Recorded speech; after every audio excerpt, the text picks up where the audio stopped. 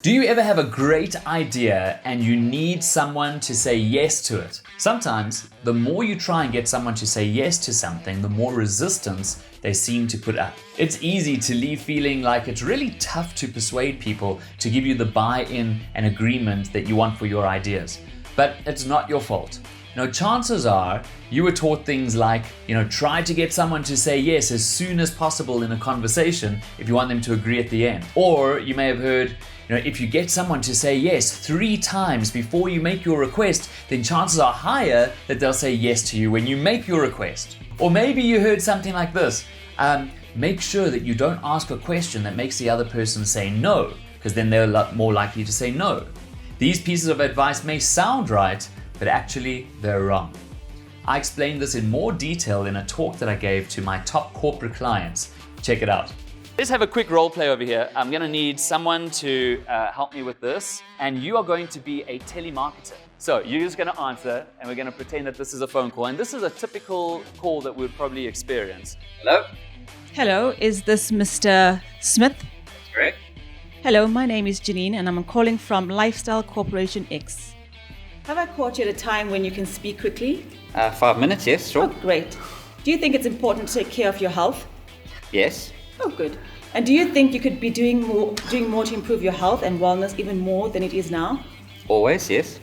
Would you be interested in a healthy range of supplements that are certain to raise your well-being to the next level? Depends. Right, okay, that's the end of this go. So now, what were the answers you were hoping for? How were those constructed? They were positive. They were positive, and you were hoping that he would say yes to all of them, which he did, right? Because they forced him to. Now, how did you feel when you were saying yes? Oh, fun. It was, as I say, it wasn't threatening, it wasn't too intrusive, so... Okay, cool. When she said, is now a good time to talk, what did he reply? Yes, 5 minutes. Right, do you think that's a real yes, or do you think that that's actually a no disguised as a get this over with quickly? A little bit polite, right? When she said, do you want to buy? He said, well, it depends, right? So if you force someone to say yes, you don't actually know if it really means yes.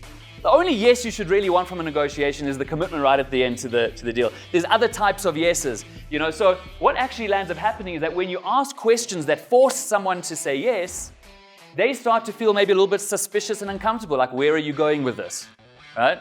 I'm not sure, I'm answering yes, but actually I want to say no.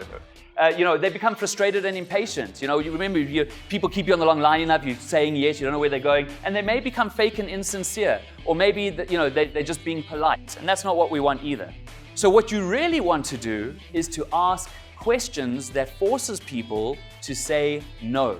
Now, the minute somebody says no, especially early on in a conversation, they immediately feel less threatened.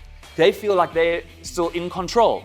So they'll feel more relaxed. They'll feel less manipulated. Like, where are we going with this? No is reliable. Because like I mentioned, yes could be insincere, it could be polite, it could be fake. There are many different types of yeses. So it's not the most reliable source of information. It can keep you guessing. Maybe it doesn't give you any real information. But when somebody says no, you know exactly where they stand.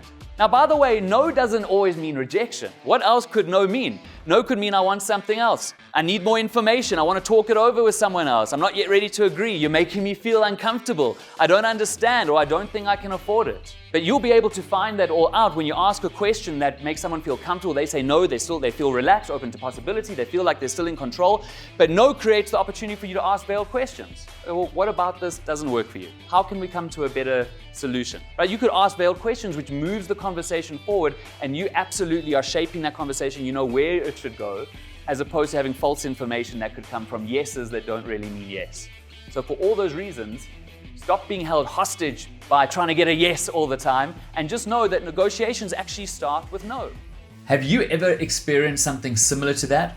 When you feel that someone is trying to corner you into saying yes? Well, let's have a chat in the comments below. Go ahead and let me know when that happened to you so we can learn from each other's experience or just have a laugh.